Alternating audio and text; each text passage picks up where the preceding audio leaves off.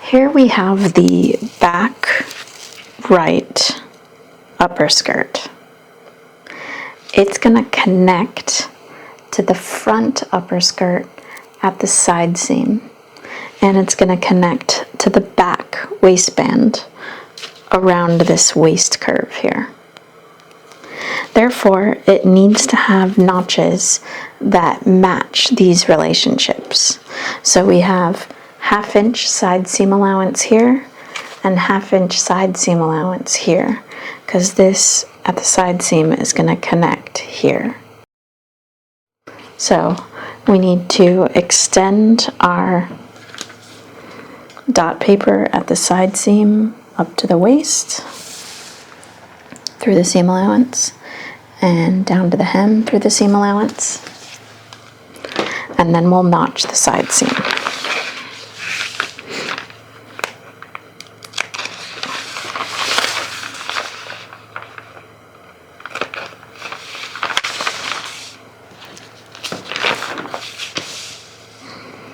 So now we have our side seam notches that are going to correspond with the front skirt and with the waistbands that are going to be sewing to the side seam there. Now for the center back, we need the center back 1/2 inch seam allowance notches.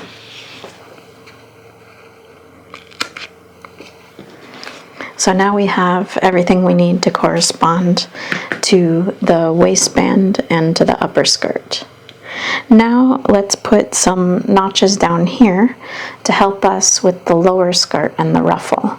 We already have a center back seam which is going to help us, and we already will have the hem where this is going to end, which will help us. Just like we did on the front right piece, let's divide this bottom section in half and put a notch there. So I'm going to bring the dot paper over to center back. So not the brown paper, but the dot paper. Line those up to each other. Make a little crease. Put a notch there to help with the lower skirt.